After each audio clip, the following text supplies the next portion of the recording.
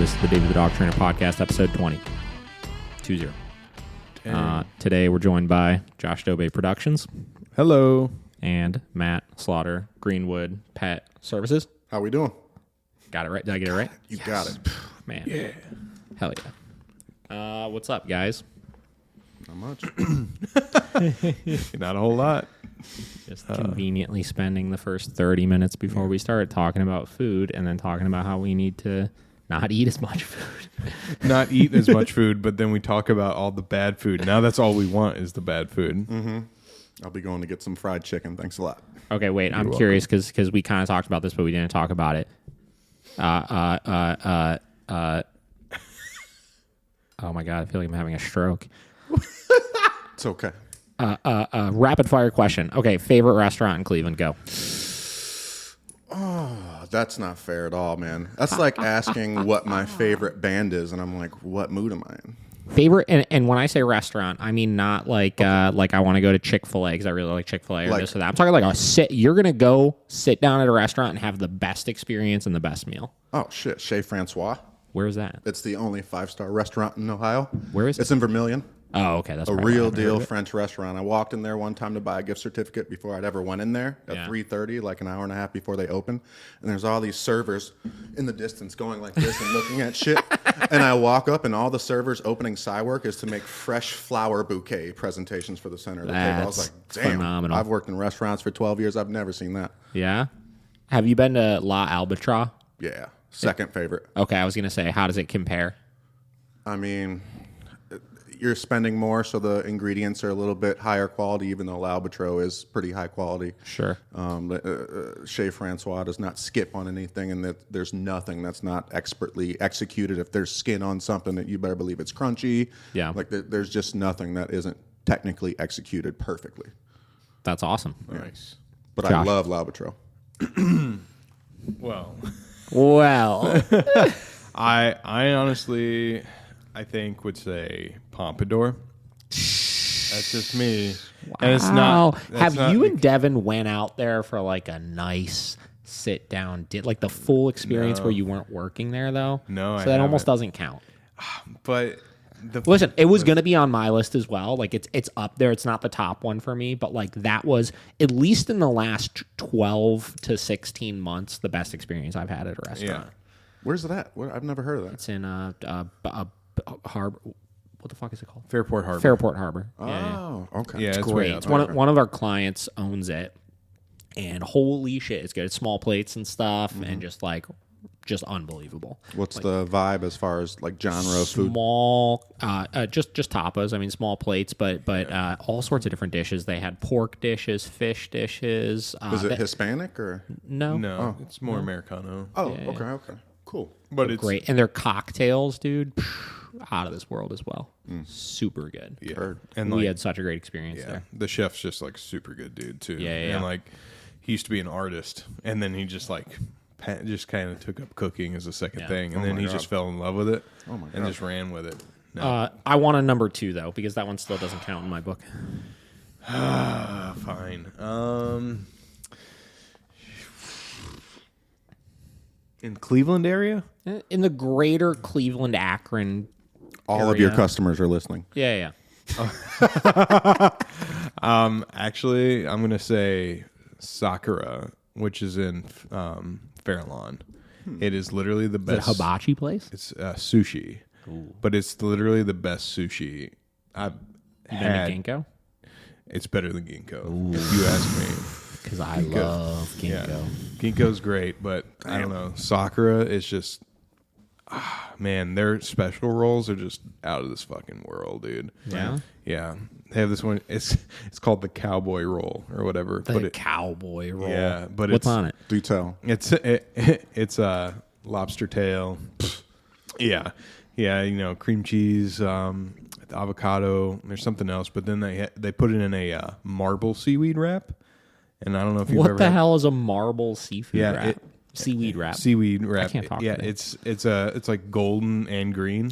It's like a special kind of seaweed, but it doesn't have like that same like pungent flavor. It's more of a mild tone. All right. Oh, dude. Right on. All right. eat it all up, dude. I fucking love. You're supposed to sushi. chew that, Dobe. Yeah, sushi I is know. real good. Yeah, Ginkgo is my favorite sushi place for sure. But I used to Same. go to on Coventry Pacific East. That place is the jam as Pacific well. East Oh my rocks, dude. god, they had this. It's called the volcano roll. That was whatever, like basically like a fancy spicy tuna roll, but on the top of it, it had this like noodle lobster spicy mayo mixture that was just smothered over the top of it. It was Yeah. out of this world. Yeah. But I guess the third would be hot chicken takeover that Oh, you're yeah. going to get her later Yeah, today. I'm getting that soon. Yeah. It used to be Noodle Cat. Do you remember? Like Noodle Cat used to Oh be. yeah, I remember Noodle Cat. Yeah, they used to be banging. But Wait, what do you mean it used to be Noodle Cat? Like Noodle Cat used to be there? well, yeah, no, Noodle Cat used to be good. Oh, Like, they used to be I like- gotcha. Yeah, Noodle like Cat never really did great. a whole lot for me. No, No. Oh, dude, they had little. They tried to get a little too wild with their noodle dishes. Yeah, I don't know. They had this like Korean short rib ramen, and that was banging. This is like 7 years ago though. But then I don't know. Yeah, they tried to get like, I don't know, hip or Yeah. something or whatever. But they closed that one. I think that they have one in the West Side Market now or something. They or do. maybe they might be just gone. Because they had the one downtown where the Taco Bell Cantina is now. Yeah. Taco Bell Cantina. I still need to go there and get an alcoholic Baja Blast. Wait, is Yeah, I that a haven't thing? thought of that. Yeah. What? Hell yeah, it is. That was the whole thing. Is before they opened one in Cleveland, there was like a couple cities around the country. Jesus Christ. A couple cities around the country that had it, and you could go there and get like a Baja Blast like freeze with like vodka and stuff like that. That's what's up. Oh, Hilarious. God, dude. I think every chain needs to do that, like KFC, Kentucky Fried Cocktails. Go get Oh, yeah. fried chicken and It is a great idea. I mean, I would assume it stays busy downtown. Yeah. Okay, fine. Fine. You know what? Scratch hot chicken takeover. I'll say Open Farmer or whatever. Urban Farmer. You don't even Yeah. know how to say it. I It's know. your favorite place. But it's such a good place. I'm sorry. I always screw it up because there's so many Open Farmer. blank farmers like Fair enough. things. You know what Cleveland does not have is a really good ramen place. Yeah. Like one like where you would go. Like I feel like I've been in Chicago, been to like one of those fancy ramen places. Cleveland does not really have that. I guess the Noodle Cat was the closest thing. we Yeah, had, I and that wasn't. agree. And then there's like Ushami or something like that. Noodle downtown you can get. Yeah. And I don't know if it's called like Zinju or what, but it's over on Lorraine in Gordon Square area, which I've heard is okay as well. But Yeah. There used to be a good one in like by University Circle. yeah, You remember where Euclid Tavern Yeah. used to be? Yeah. It's oh like over by Happy there. Dog. Yeah. I used to go see shows there. I was never. I liked Happy Dog like 10 years ago. Yeah, it lost Fruit its. Loops. Yeah. yeah, Dude, Fruit Loops on my hot dog. listen. Now they do like burgers and stuff. I tried to go like maybe a year and a half ago, right before the pandemic, and I remember I used to love that place. You know, it was the best. You go there, you get a pear cider because they were one of the few places that had pear cider on draft. Yeah. That was the and you draw, get a huh? damn hot dog with the chili cheese. And my favorite thing I would get on it is I'd get a chili cheese hot dog with the Frank's hot fries. Oh, yeah. Flamin' Hots? Yeah. Yeah, well, just Frank Or Andy Caps? or The Andy Andy Caps. Caps. Yeah, the Yeah. hot fries. Oh, yeah, man. You're talking my language now. Those were Yeah. good.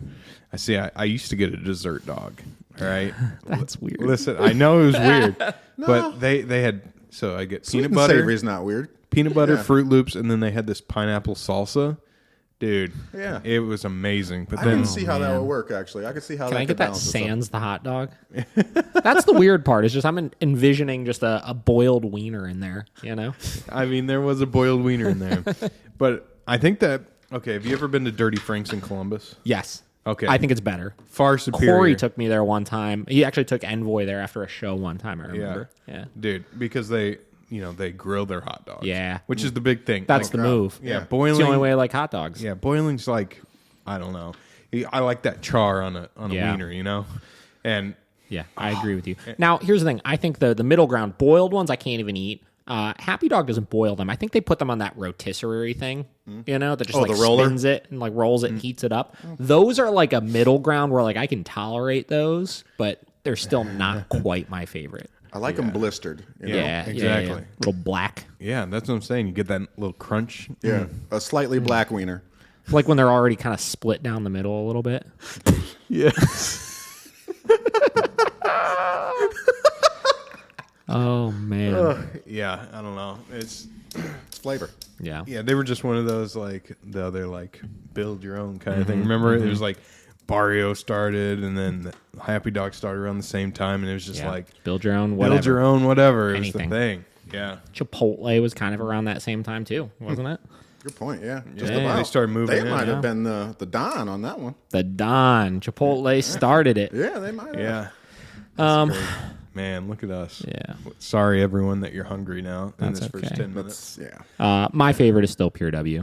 That is to this day. So for me, with a restaurant, like most places have good food, right? It's the service and it's the experience. Absolutely. You know? And I've just had nothing but incredible experiences there. You know, Morton's was always kind of my second favorite restaurant, but I've had a couple really bad experiences from a serving standpoint there, just because I'm a young tattooed guy. And I remember the first couple times I started going in there, I feel like they would look at me like, this chump, like he's coming here, you know. And I would feel like we'd have slow service and stuff. It just wasn't as great. Pure W, just always 100% consistent. I remember one time we went there and I took my parents out, right, to a dinner there, and we ordered a couple of appetizers. We ordered, shrimp cocktail, and they go back. The server comes back out. Oh, we just found out we're out of the shrimp cocktail. Can I get you something else? Like, yeah, no big deal. Whatever. Put in the calamari or something.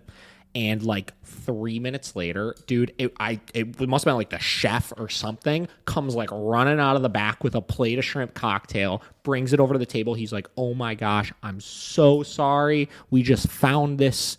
Or whatever, like we had one left, and I just wanted to bring it out. It's on the house, this, that. And I was just like, dude, like literally, no big deal, right? No big deal at all. But thank you. That is like the coolest thing that you can do, because he didn't have to do that. Yeah, they solved it. They came out. I ordered something else. Yeah, that's cool. So that was sweet. And Pompadour, dude, like I said, last 16 months or so, best experience we've had at a restaurant. We were there for so long. We kept, in the small plate vibe, it was like kind of you get 3 out, whatever, you eat them. They bring 3 more out, you eat them.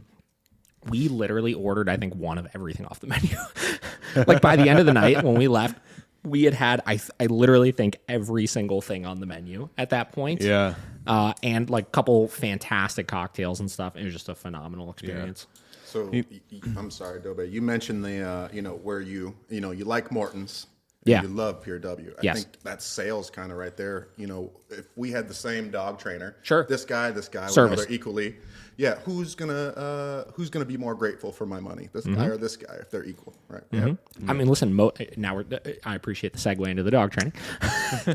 If you look at though, like most dog trainers out there, a lot of us are doing the same thing, right? Like it's not like there's only so many ways that you can do it.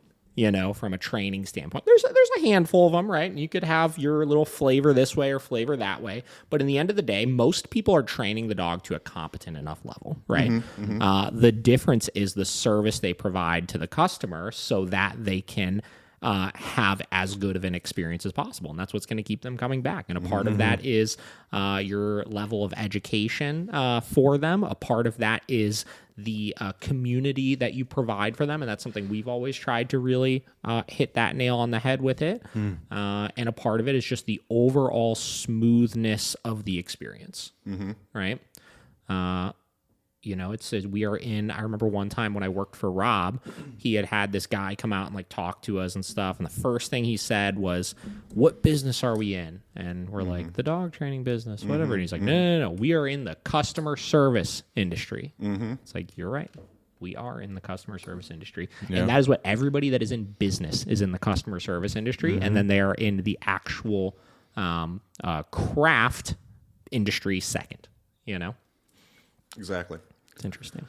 Yeah, I brought some stuff actually that what is that? covers that. This is the Little Red Book of Selling by Jeffrey Gitomer, and it's like a Sean O'Shea book of selling. It's just little tidbits. It's easy to consume, and you could probably read it 3 times in 2 hours. I like it. But really quickly, if I could just give it to you, and it kind of says exactly, supports what you're saying. So I'll just read these 2 quick pages, right? Yep. Why they buy. An answer every salesperson needs. Why do people buy? And 1,000 times, why people buy is 1,000 times more important than how do I sell? No, let me correct that. It's 1,000,000 times more important than how do I sell. No, let me correct that. It's 1 billion times more important than how do I sell. Get the picture? I've just spent 3 days in our studio interviewing customers of my customers, asking them why they buy. And the answers are a combination of common sense, startling information, overlooked issues, and incredible opportunity. It never ceases to amaze me that companies will spend thousands of hours and millions of dollars teaching people how to sell and not 1 minute or not $10 on why they buy. And why they buy is all that matters. You may think you know why they buy, but you probably don't do anything about it. Proof? Let me share with you the early warning signals that prove you may not have a clue as to why they buy. Number 1, you get price objections. Number 2, you have to send bids or proposals. Number 3, they claim to be satisfied with their present supplier. Number 4, no one will return your call. Number 4.5, you are complaining that the economy is slow. If these sound familiar to you, you may be in the big club. I'm going to present a collection of elements as to why customers buy. They are in no particular order, but they are valid reasons, which were given to me straight from the mouths of customers from every type of business. 1, I like my sales rep, so I like who I'm buying from. They're likable. Note well, liking is the single most powerful element in a sales relationship. I got a quote the other day from someone claiming to be a sales expert. It started out saying, your customer does not have to like you, but he does have to trust you. What an idiot.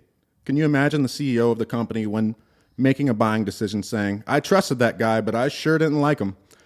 Like leads to trust, trust leads to buying, buying leads to relationship. That's not the life cycle, that's the life cycle of sales. Number 2, I understand what I'm buying.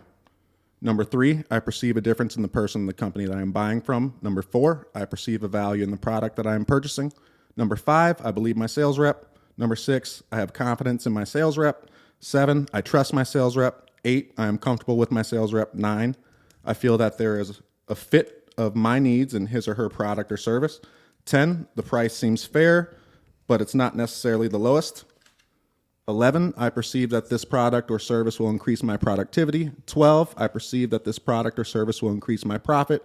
12.5, I perceive that my salesperson is trying to help me build my business in order to earn his. My salesperson is a valuable resource to me. So yeah, I mean, that immediately goes right into all of the things that you need to be looking for as far as how you are selling to people, right? That's the biggest takeaway with that is the how to sell versus why you buy, right? Like, and I try to look at that sometimes as far as the products that I use or the services that I use, or anytime Kate and I go to a restaurant or I go to a company and I subconsciously review my experience in my head, and I'll catch myself saying things like, Jesus, why would I go to this place again? Or, oh my God, that was such a fantastic experience there. And when I see those things, or if I'm aware of those things, I try to really make mental notes of them, right? Like, for example, the other day, last week we bought a little outdoor shed thing from Menards, right? And it was like an open box one. We asked for an open box discount. We got it. We get home. We realize all the parts are missing in it, right? In my head, I'm like, Jesus Christ, we're going to have to take this whole fucking thing back. And then they're going to exchange it for a new one. And already I went to like worst case scenario of this is going to suck, right? Yeah. We call them. The guy's literally just like, oh, yeah, no big deal. If you could stop up to the store, you don't even have to bring anything but the receipt. We'll cut open another one. We'll give you the parts for it, and we'll handle it on our end. What? That's like, psh, hell yeah, right? Nice. We went up. We go get the parts. No big deal. Problem solved, right? That was an example of fantastic customer service that in my mind tells me this person just cares that I'm happy, right? Yeah. They're not interested in, they're probably going to lose money off of that one that they just opened, right? Yeah. They're not interested in any of their side of things. They just care that my experience was good, right? The person you called isn't halfway through a 2-week notice. Yeah. Did you see that video? Dude, that is one of the funniest TikToks I feel like I had ever seen. So funny. All of his little... Is that the IKEA guy or whatever? Yeah. You think I'm Mr. IKEA? Yeah. You think I own IKEA? And I love the music. Like, he's like, I'd like to speak to a manager. I'd like to... Slides up real fast. Whichever one it is where he's like, you think... You're not going to tell your friends? You're going to tell your friends not to I'm going to tell all my friends not to shop here. Yeah. Tell them. Yeah, tell them. I don't want another 12 of you in here. Yeah. You think I want another 5 of you running around here? That's fantastic. Oh, man. Isn't TikTok fun? Yeah. Oh, my God. I see them all through Facebook. I still don't TikTok personally myself, but I don't 100% understand or think that it's actually going to do anything for me business-wise, but it was just so fun. Oh, I think it definitely is going to do some business stuff. I mean, like, that helps gain an audience. Listen, your Flexi lead. Did you see the one? Yeah, you went out and bought a Flexi lead, and you're like, how to use the long line or whatever. Yeah. And then he buys it, comes home, and then just throws it in the trash. That's a great use of $15? Yeah. Hell yeah. Yeah, I don't know if you know. I had just got done reading that. You recommended me reading Karen Pryor's "Don't Shoot the Dog." Oh yeah. I couldn't get through the whole. I just couldn't. But Yeah, it was it's a lot, but it was just a little. I could tell that everything about that was not result oriented in any way. Sure. I was just getting really frustrated with it and waiting to get to that one little spot that I felt like helped me. But it is good to get into the mind of those sort of people. But I had it in the garbage can. I don't know if anyone picked up on it. That was for people like you. I had it in the garbage can, and the flexi lead or the retractable leash lands on top of it. Don't shoot the dog in the garbage can. Anyway, little Easter eggs. Yeah, I like it. Yeah. I think the other interesting thing off of all of that you just read is that virtually all of it stems back down to also you being a likable person, right? Mm-hmm. And here's the thing: how do we establish that, and how do we make this? Because here's the thing: like, business is a game of creating hacks for this stuff, right? Like, how do I scale it? How do I come up with a hack so that I can scale it, et cetera, et cetera? And the way that I look at it is, what is social media? Social media is turning you into a likable person, right? Or an entertaining person, right? And that immediately helps you to get that segue. So when people call, if I pick up the phone, there's people I've never talked to that are like, oh, is this David? Right? Because they can just tell, my voice. Or the other day, I spoke with a client who had their dog boarding with us, who I'd never interacted with. I didn't do their training and stuff. And she picks up and I'm answering her questions, whatever. At the end of the call, she's like, oh my God, I really love your podcast. Right? It's like, oh, cool. That helped to make me a likable person in their eyes, which is going to make them more likely to utilize our services later. Right? Yeah. Mic drop. Well, we can't drop the mics. And I go through timid moments too, but I have to remind myself what people like, and people like authenticity and originality. You know what I mean? And you can't fake it, right? Yeah, I was kind of worried, and this is just me, that I was a little too comfortable last podcast. I'm talking to Diana, and I'm like, man, I think I cursed probably 5 times more than any guest on this show ever. Do you think that makes me look? She's like, no, but you curse a lot. Yeah, I was like, so do I. Yeah, I guess I do. Just like, no, that's not good. People can pick up when you're being fake. Yeah, 100%. When you're trying to mute yourself, live it up. Yeah, I think that's been my favorite thing about the podcast so far is, anytime we had done videos in the past and stuff, it's been very, okay, all right, I'm ready to do the video, right?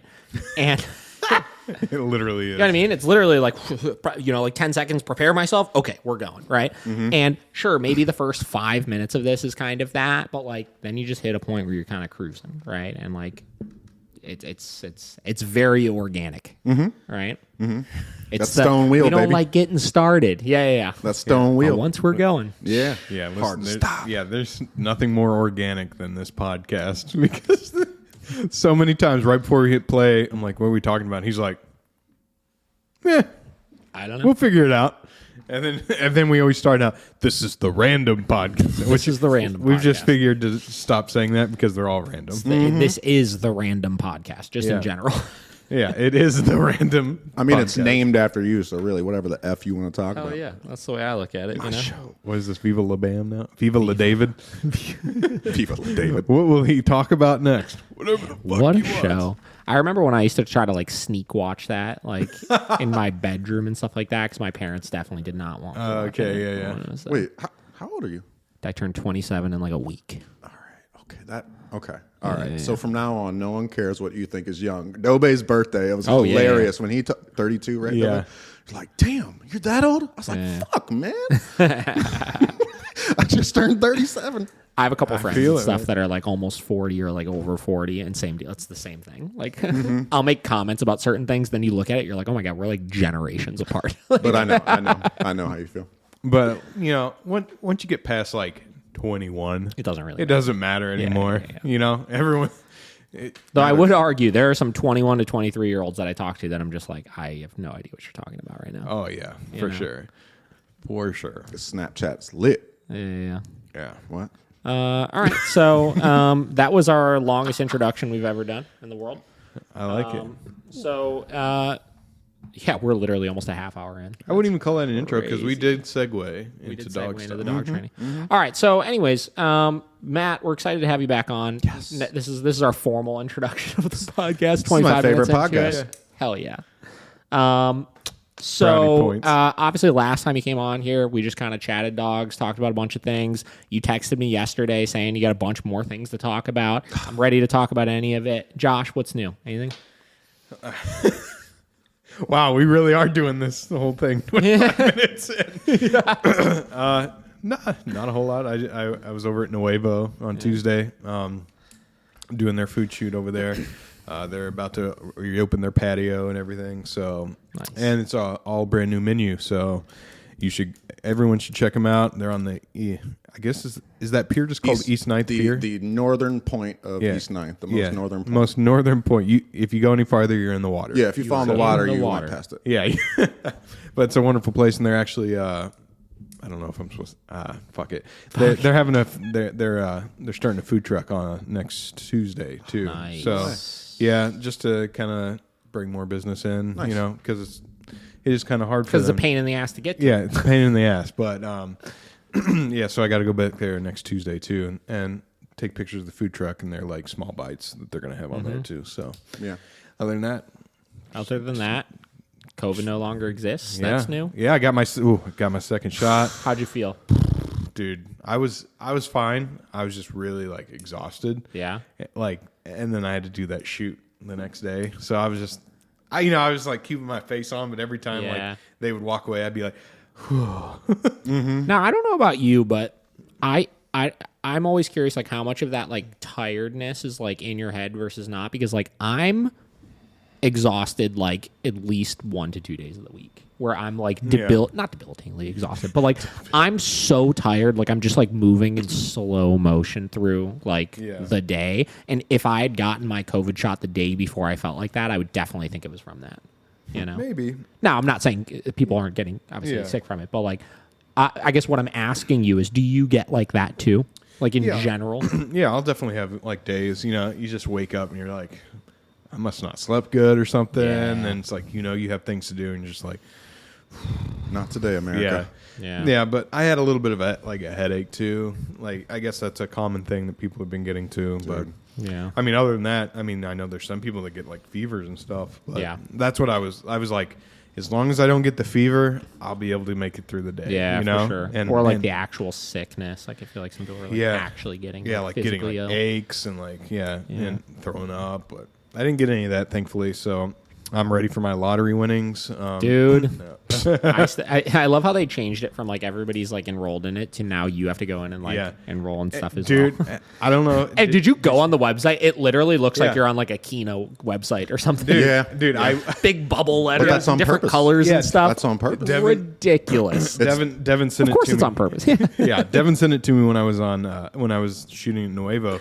And like when I got done, I like looked at the website for a second, and I like, You think it's fake? dude, Like, I was like, are you sure this is the right website? This definitely looks like a setup, like some scam. She's like, no, and she sent me like $1 million. yeah, she sent me like the news article that had it in it, and like from like Wow. ABC whatever, and I was just like, okay, so I put it in. Yeah, it was like, what was it, like Vaxamillions or Yeah. something like that. That shit Should have is, a corny name for Yeah. it too. that shit is absolutely genius. Yeah.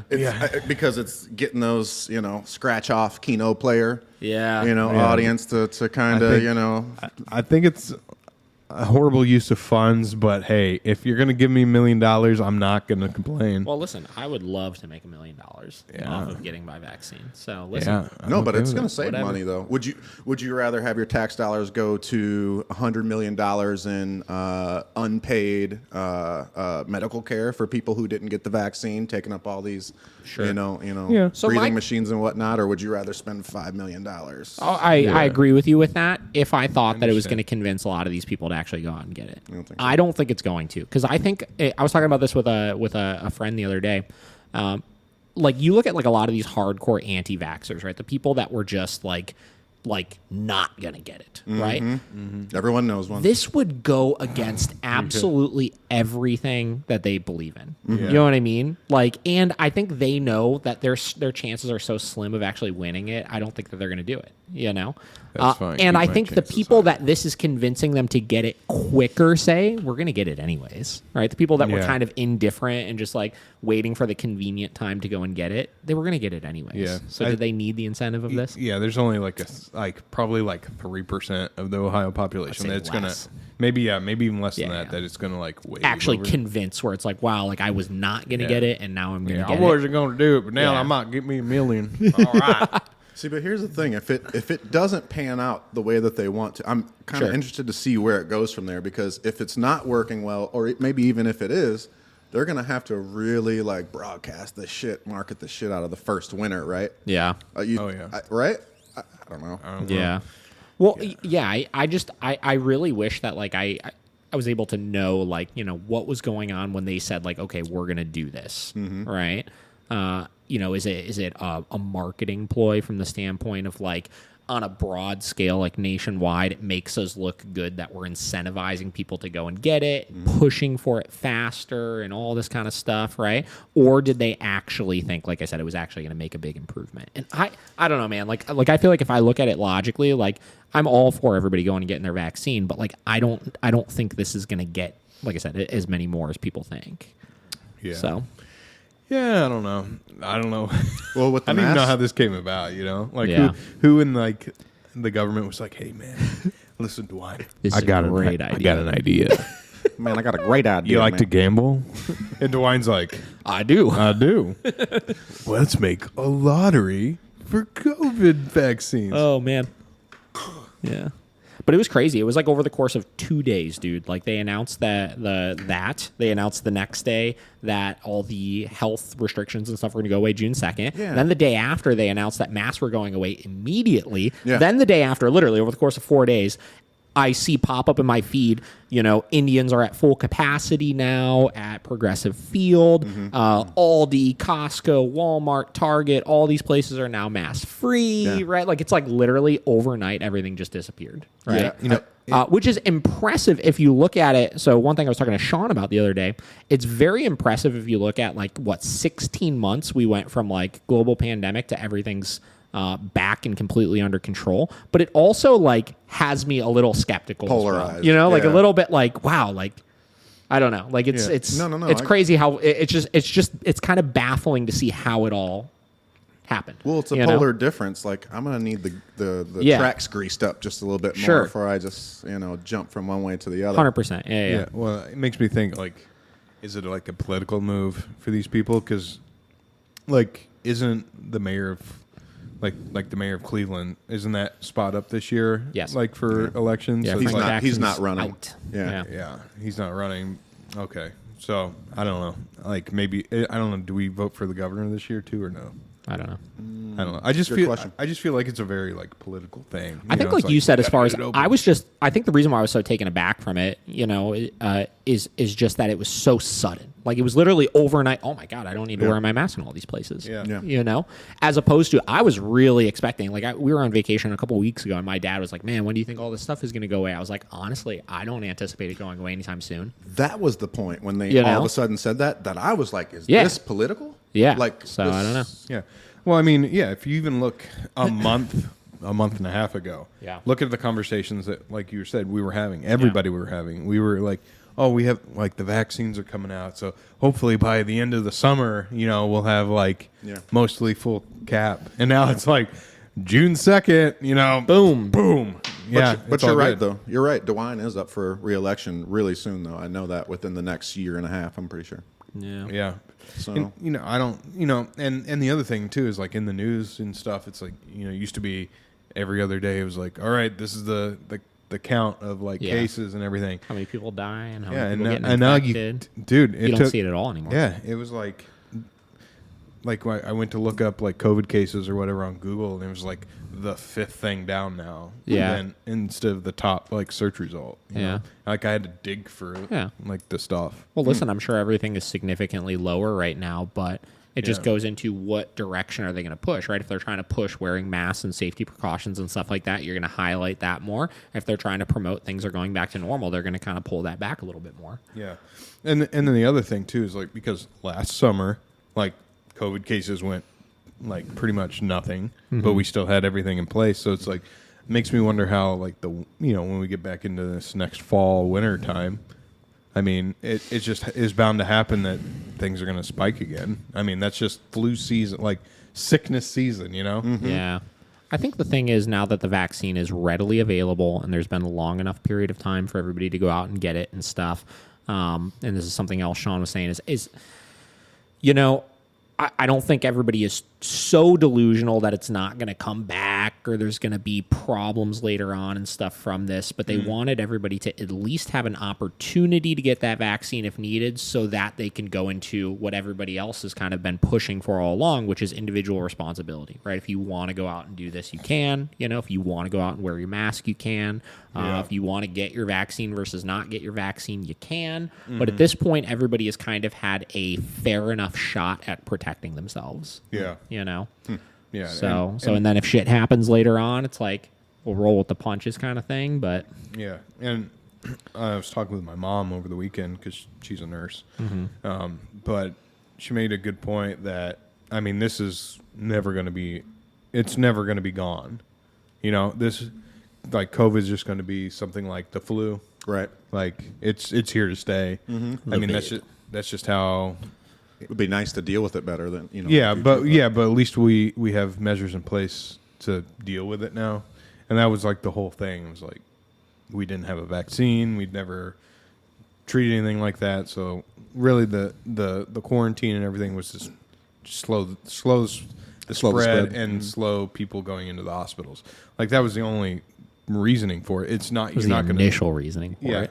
Yeah, but you're never going to. That kind of turned into that wasn't the case. Yeah, but you're never going to stop COVID. Like it's going to be with us forever now. Sure. Because we can't just stay away from each other long enough to kill it. It won't happen. Yeah. Very interesting. We'll have more immunity. Yeah. You know, a little more, little technology. The herd immunity. Yeah. All right. Matt, we got to get back into dog training stuff, guys. Herd. Man, we are we're really rolling today. What are we at? We're at 40 minutes. This is the actual random podcast. This is the random podcast. All right. So anyways, so Matt, you got some talking points here. You got some things you want to discuss. What's been new since we chatted last in the old business world? What's been new? Oh man.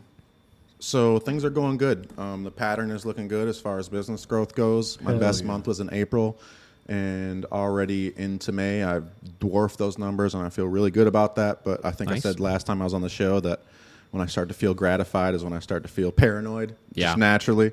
So I'm not gonna sit around and be happy about that. I got no time for that. But that's what makes you a good business person, though. Yeah, I understand that. Yeah.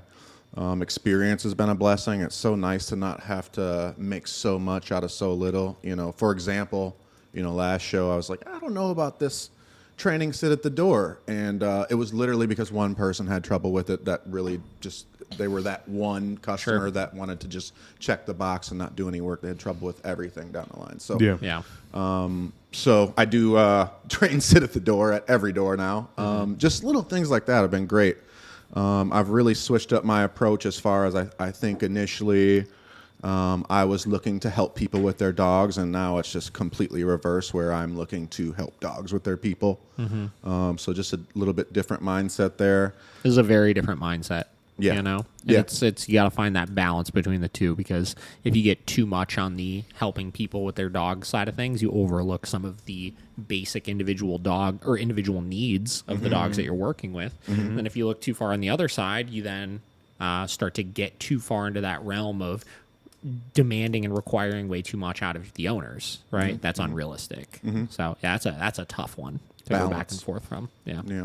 And then the other thing, is it's really easy as a balance trainer to have all these tools, and to understand operant conditioning. And, once you really understand that, you can really kind of freestyle in certain situations, and it's fantastic. And that's just like something that's really been blossoming. The more I understand that to the core, the better I can make of each custom situation.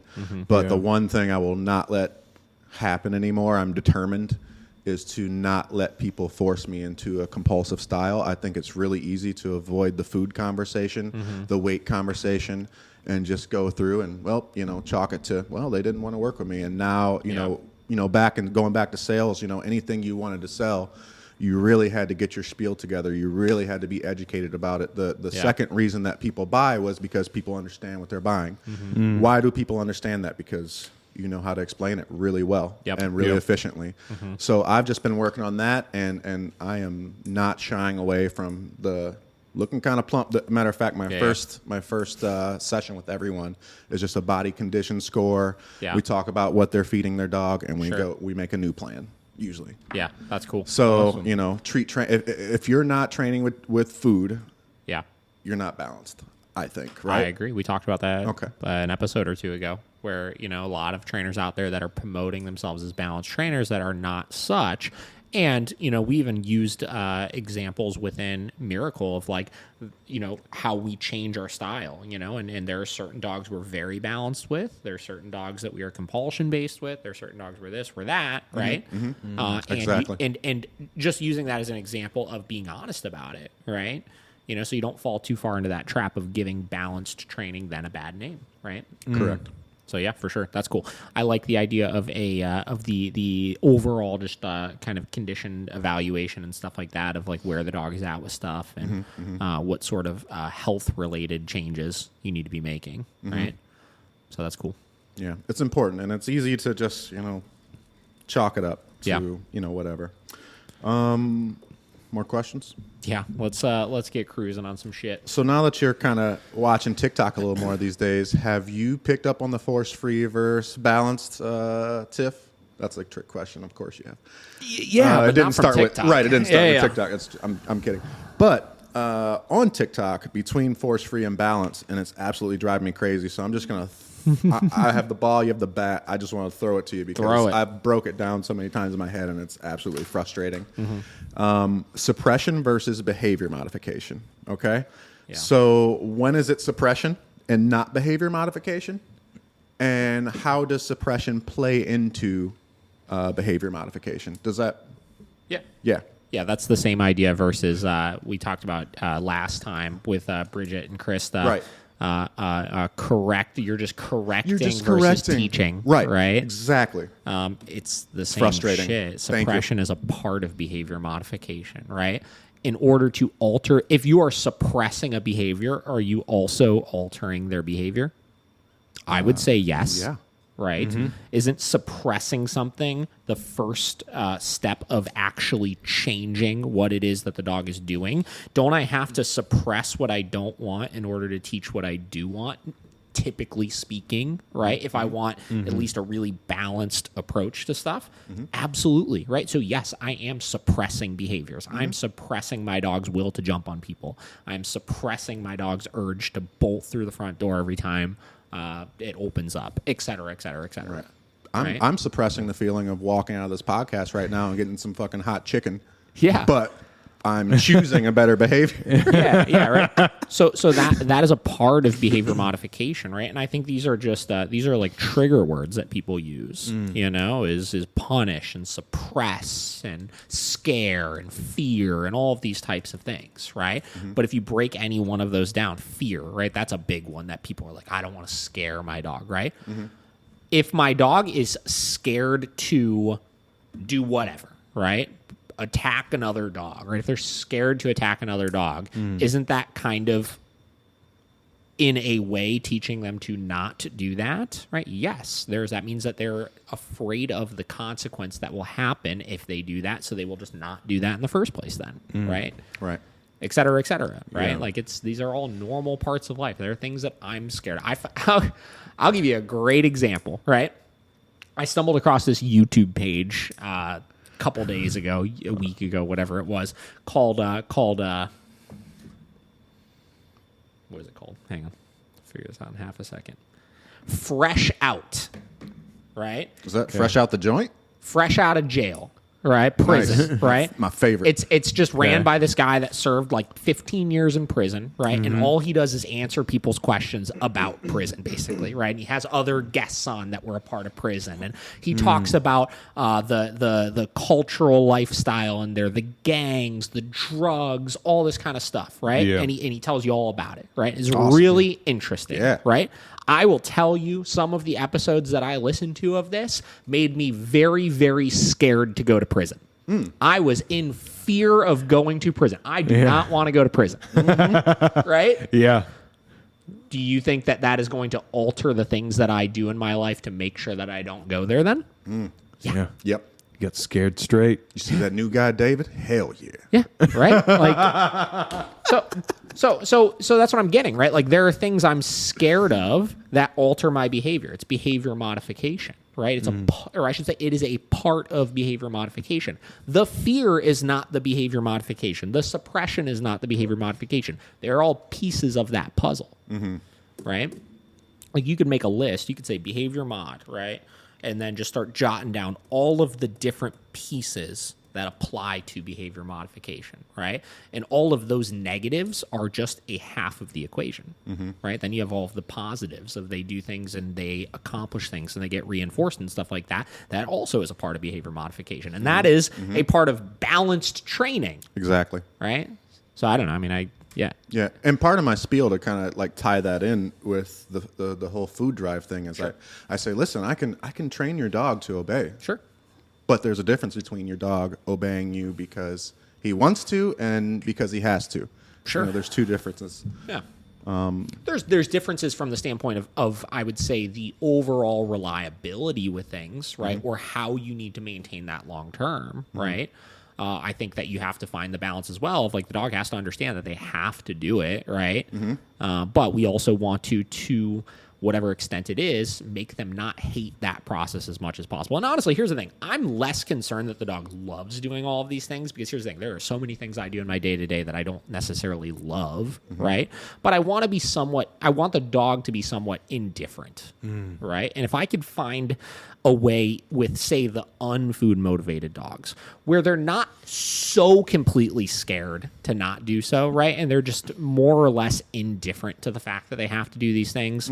Typically speaking, I'm going to be okay with that as well. Yeah. Right? The food just helps with that process, right? And helps make it more reliable and more fun for the dog and for the owner, right? Because I think a lot of this also comes down to an owner standpoint of their perception of them enjoying the process of training their dog, you know? People aren't going to enjoy the process of training their dog if they're just correcting them all day long for everything. You Yeah, know what I don't mean? even enjoy teaching that. Sure.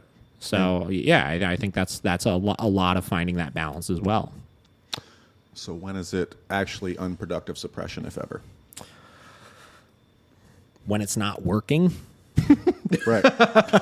I mean, like unproductive suppression, right? Like, I would say that that's a good question, but it's a subjective question from the standpoint of like, I see people that use corrections as a way to just like stop annoying things temporarily. You know what I mean? Things that the dog is not necessarily aware of, that they may be suppressing it for half a second, right? But the dog is not conscious enough of what is actually being suppressed where it never long-term fixes the problem. And then you fall into this trap of needing to nag the dog all the time with these consequences. And in your mind, you're suppressing that behavior, but you're not actually suppressing it. Or it gets traded for a different behavior. Exactly, right? And this is where, there was an interesting podcast. Are you familiar with Ivan Balabanov? No. We've talked about whatever. It's an awesome name, though. Yeah. He's like Scandinavian or something like whatever. Or Bulgarian. He's Bulgarian. So he's from Florida. He's like he's this world class competitive dog trainer in IPO, right? Like won like tons and tons of like world medals and stuff like that. Like very talented trainer down in Florida. He's kind of egotistical, right? Like, whatever. So he's got a new podcast, and he's been debating with a couple of different people, like Larry Crone and some other girl and stuff, on the idea of all of this like low-level e-collar conditioning and stuff like that, and basically how, one, it's not really helping the dog that much, and you're selling this falseness by saying that you're going to create a positive association with the e-collar, because in the end of the day, e-collars work because the dogs don't like them, right? Anyways, so he was discussing in one of the podcasts at one point that a lot of these force-free trainers and their ideology and their dislike of the e-collar has to do with the constant usage of it all the time, right?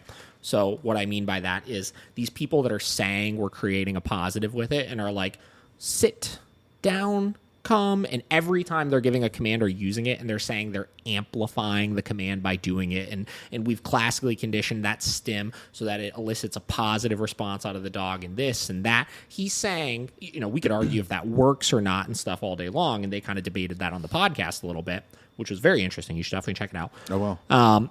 But yeah, look, most of these force-free trainers don't like that constant use of it, right? Because it's like, oh my God, we're shocking dogs all the time. We're shocking dogs all the time. And if you're not a force-free trainer if you're using e-collar, though, right? No. That's what he's saying is the force-free trainers don't like the balanced trainers that are preaching this. The e-collar is a good thing and constant usage of it and stuff like that. He's saying that that's their biggest issue with it, right? Which is an interesting thought because, one, it is kind of misleading to say that the dog likes the e-collar. The dog doesn't like the e-collar, right? Yeah. That's not the case. And if you're telling people that they need to use that e-collar all the time, that also is not very productive either because we shouldn't have to use it all the time. The goal should be hitting a point of very minimal use of it, using it where you need to, but the dog just understanding how to avoid that, right? And frankly, I got to figure out where we kind of got into this, obviously, but I would guess, right? Let's say all these balanced or all these positive only trainers out there. I would guess that if we had a 100%, oh yeah, you were asking about productive suppression versus unproductive. Okay, all right. I'm figuring out where I'm going here. So I do the same thing. I would guess that if you took a positive only trainer, right, and we were able to for a second take away all these biases and take away all these opinions and stuff, and just tell them, I can give your dog one singular, really fucking big correction for your leash reactivity or whatever, you're jumping or this or that, and it will go away forever. Period. It will never come back. One time, right? 1 second of like extreme discomfort for the dog, and it will never, ever happen again. I would bet most of them would say, do it. Right? Yeah. Right. You know what I mean? Oh, yeah. And I think the problem is because there's so many different ways of teaching the e-collar and because a lot of these people are preaching so much use of it, I think that is what's keeping such a negative part of what's keeping such a negative taste in people's mouth about that e-collar, right? Yeah. So as far as what is unproductive suppression, I think when we're using corrections in general, suppression that does not actually stop the behavioral issue. Right? Right. Where you're contingent on doing it all the time in order for it to actually go away. Right? I think that's where it's unproductive. Training that is focused on the symptoms and not the disease. Sure. Yeah. Yeah. That was bothering me for a while. It was just driving me crazy. I think that's a wonderful thing for, people that don't have trained dogs or anything like that. I think it's a wonderful way to look at it. Not working suppressive behavior. Because I see my friends that have dogs do it literally all the time. It's like you're not fixing the problem ever, and they have to just keep hounding on their dog. Nag. Yeah, exactly. And that's such a good way to look at it from the outside in. Yeah. And that you're not when do you get that you're not communicating properly with your dog? Because some people just never, it's like they never learn. Yeah. Just like their dog never learns, they're never learning that what they're doing is obviously not communicating properly. And the best option, the most humane, most kind choice that you can make is not always made for TV. We talked about that. Yeah, for sure. It's just not, the bonker. That was a funny video when you sent me that because I've seen that one circle around a lot. I didn't know what that was before. at first. Yeah. Yeah, but it was just a towel that he took over the dog's head and it got its focus right away. And sometimes, it is not a pretty tool, and that it's one that I understand how effective it is. Like I've seen some dogs that is like the magic tool for, where nothing else works, right? And it solves these problems like seemingly instantaneously, but it is an absolute last resort for me, right? As far as a tool that I'll use because it just looks so bad. Doesn't look pretty. Does not look pretty. What'd the 5 fingers say to the face? Yeah. It's my favorite thing though. Like when there's a dog that's just like you have to use it. I mean, I've seen him have to use it maybe like twice. Yeah. And I just remember this dog. I think he was like, it was like something with the bath. Like they were trying to give him a bath, and like this dog was just it would not get in the tub, and went to the tub to jump out and everything. And they did everything, and then he finally just gave it a little bonk, and the dog was like, Yeah. and then was fine the rest of the time. But it was just like one little, just one, and it wasn't, it's just boop. And that's where you get into the effectiveness of certain corrections, and going back to all these trigger words we talked about that are a part of behavioral modification: pain, fear, discomfort, this, that, right? The reason why the bonker is so effective of a tool with dogs is because it's not utilizing pain, it's utilizing fear, right? So I'm using 2 big trigger words right now and saying that they are actually effective, good things in the dog training world at times, right? Now, why is fear going to be more effective than quote unquote pain? Because here's the thing: an e-collar, high level correction on an e-collar, the discomfort or the pain is what deters the behavior. Well, I know people that can handle a lot of fucking pain. Right? Yeah. You could hit them all day long. They could do all this crazy shit. They don't care. They don't care if they break their arm. They don't care if they do any of these types of things, right? Skaters. But if they are scared of something, that's a powerful motivator, man. Yeah. Like we talked about last time with the snakes, right? Yeah. Where I said, I'm scared as shit of snakes, right? I'm not scared of getting bit by a dog. Obviously I don't want it to happen and stuff like that, but I don't have this deep ingrained fear of that. At least you can just treat the wound and not have Dobe suck out the venom. Yeah. Yeah. I think a good one's like let's say Conor McGregor, someone like that. He'll beat the wheels off of anybody any day. He's not worried about fighting someone. Except Dustin Poirier. Yeah. Ooh, round 2 coming up July. I'm ready for it. It's nice to see round that. 3, 3, actually. yeah. 3. It's nice to see that chin aging. Yeah. But It's humbling. But I'm sure there's something that he's scared of that you like spiders maybe, throw Khabib. spiders at Connor. It Yeah. could be A Khabib spider. a Khabib spider, yeah. He is basically a spider. Yeah. But I'm glad that you got back to that because, I think it's I think it's more society than anything, but I hate like flavor text. It's just like, it just puts such a damper on things for people, or it makes them in fear of like working with their dog correctly. They're like, it's like that e-collar correction is going to be a little uncomfortable for your dog. It's like, no, it's going to hurt. They're not going to like it. Right? Zach George doesn't do this on YouTube. Yeah, but that flavor text, people get, like you were saying, they just get so hung up on the words. Yep. Yeah. So, anyways, So cruising along. When I hear things like that really annoy me, I really have gotten into the habit of forcing myself to maybe just assume that it's possible that there's a little bit of truth to it, right? Just so that I don't miss something that's going to be important one day. So the other side is just kind of, where is force-free training's place, if any? When is it more beneficial to not use corrections? If any, I have not come across that situation yet to where I haven't needed balance, food and correction. Like it seems to be the answer. It's a short-term game, right? Like so teaching, right? Positive training is going to be more effective for teaching, right? Now, we could say more effective from the standpoint of negative reinforcement. And this is something, I think I said this when Krista and Bridget were on, and Krista said, well, negative reinforcement is still reinforcement, right? I was like, yes, you're correct, right? And I could teach something with negative reinforcement, and I could probably do it faster than if I did rewards.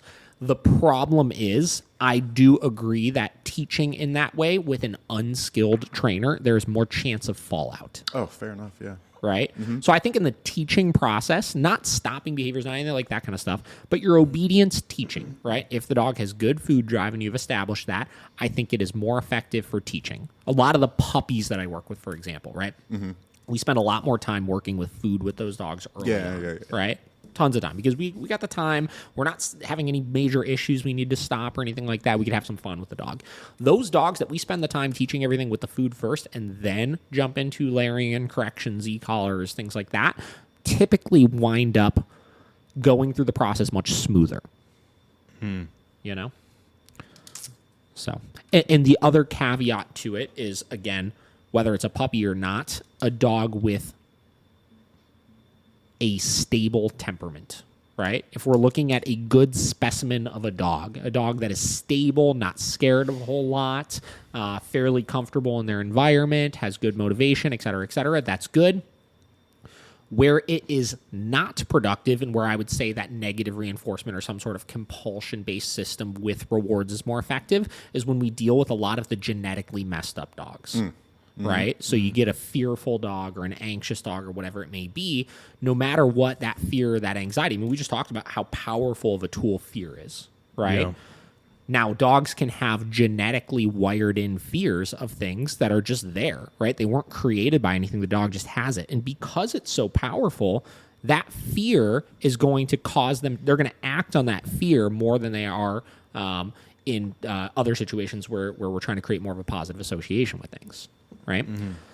So I think with those types of dogs, we have to look at the issue is not necessarily teaching everything in a positive fashion. The issue is teaching the dog how to deal with that fear in a more productive manner, right? Because it's unrealistic to say we're going to take that genetically fearful dog or that genetically anxious dog and we're going to make them not scared of anything, or we're going to make them not anxious about anything. We need to teach them when they are anxious or when they are fearful how to control themselves better. Right. And that's where I think that positive reinforcement is not as effective. Or to just distract a dog in a given situation with food is really just a Band-Aid. Yeah, I agree. They don't learn to actually deal, sure, independently with that scenario. Yeah, yeah, I would agree with that. I always use my dog as an example. But Bender, baby. Yeah, Bender. Yeah, but I think he falls in perfectly to what we're talking about right now, because in the beginning, I mean, he's 100% food motivated. That dog loves food, and he learned a lot of things just off of positive food reinforcement. But that motherfucker will not stay on a bed, like, sure. And that's when we conditioned him into an e-collar, and that was awesome. The times that you needed it. Like, no matter how many times you would try to positively give him, like, he has those impulses. Somebody comes in, he wants to jump on them.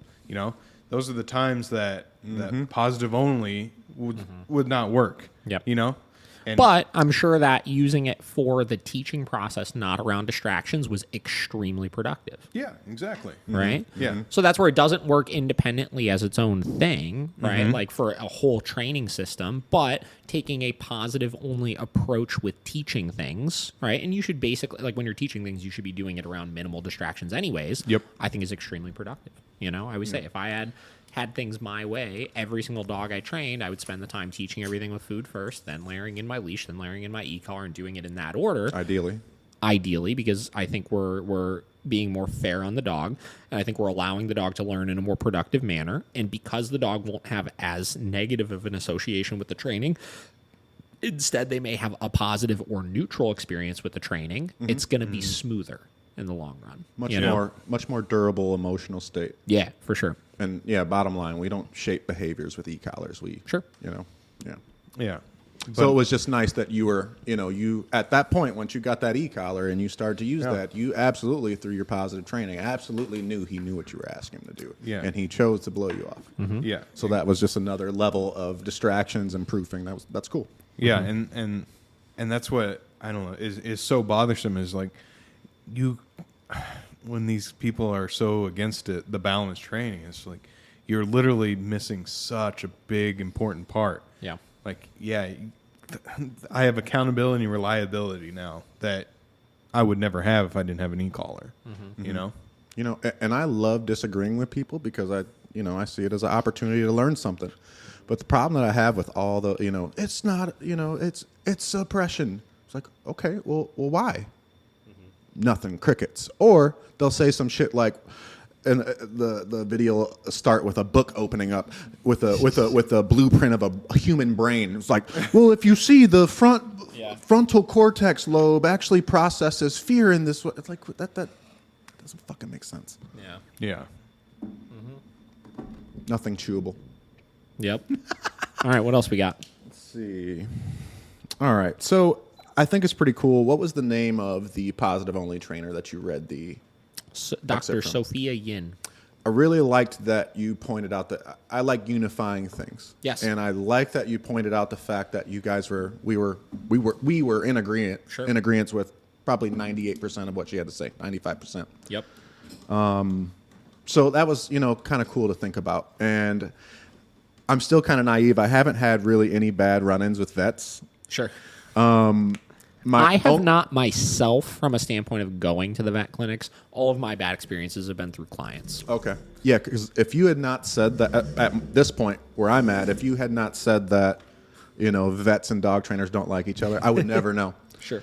But I did see that as I started to think, I'm like, well, is there something? Once again, taking, at that point, I don't want to chalk off vets, even though it makes a lot of sense. Like, sure. no, I don't want behavioral advice from my veterinarian. Yep. But anyway, people, get dogs from breeders. They get dogs from rescues. First thing I tell them, take the dog to the vet. Dog goes to the vet. Mm-hmm. Imagine a world where every single vet is like, okay, he's checked out. Now you need to go to a trainer. Yep. That I feel like could possibly be, there's something there where, could it be a sleeping giant? Could it be something cool? I mean, what do we as balance trainers, as trainers in general, have to offer veterinarians? Muzzle training, training with handling. Yeah. We both see eye to eye on, wanting the best for animals, period. Sure. We all care about the mental status. We especially could team up on, the physical status, the physical health. Mm-hmm. Yeah. There's things to be gained. So, obviously I'm coming from a sales background, and, I remember you saying like, man, people really don't like getting cards and stuff like that because people hate unsolicited advice. Yep. People like advice from people they trust, though. Right. Right. People trust their vet, and I think that's the issue / positive is, in the case of people going to their vets and getting all this advice from a training standpoint or from a medical standpoint as far as medications and stuff, people are willing to accept that advice unsolicited, right? Mm-hmm. Because they trust their vet has the best interest of their dog at heart. They wouldn't be telling me if I didn't need to know. Exactly, right? We don't get that. But I do think a lot of this kind of stuff, just like balanced training started to become popular through one person at a time, right? Mm-hmm. I think it's one vet at a time, developing one good relationship at a time with them. Absolutely. And yeah, that's a really great point. What do we have to offer them so that we could start to create that? It's like, okay, cool. Well, I don't think we're going to hit a point where it's like we work out a deal with all these vets where it's like every single dog that comes in, you send them to us, whatever, But I think where it would start is, okay, cool. We have a great relationship with Tremont Animal Clinic. It's the vet that I refer every single client to go to. I was like, I love this place. This is the place you need to go to, right? Okay, cool. So I reach out to, say, Dr. Bob, the owner, and I send him an email and I say, hey, Dr. Bob, I'm interested in coming up with a program for you guys. We know that you guys are proponents of balanced training. We know that you guys refer business to us. We're very appreciative of it. As a way to give back, I'd love to offer you essentially like we could send them with 500 cards that say, one free handling session at Miracle Canine Training, and you could give this to any of your clients that come in that have very, very difficult to handle at the vet dogs, right? Mm-hmm. And we'll do a free complimentary session where we could show them how we work through things like this. We can get the dog on a muzzle and then make the dog, in the end of the day, more easy for you guys to handle. Boom, that immediately creates a strong relationship. And that's something I might fucking do. Who knows? Bingo. No, that's, yeah, so I have a vet and groomer desensitization that is 100% based off of your YouTube video, which is fantastic. It's all you need to know. It's just time and repetition. Yep. And, never did I make that, that package, that program on my website or, whatever to make $1 million or anything. Mm-hmm. What kept happening is I kept getting clients calling me wondering if being better at the vet or the groomer was something that could be learned, or is that just how their dog is? Because their vet, I don't want to pick on the vet because obviously I'm trying to unify, but the vet, a lot of vets that I've come across through these clients have said that, medicine was and I know you hit this topic before, but medicine was the only option. Mm-hmm. And I don't have a real problem with that Except that if it can be, you need to know that the behavior can be changed. Like, come on. Like, that can't be the only option. Please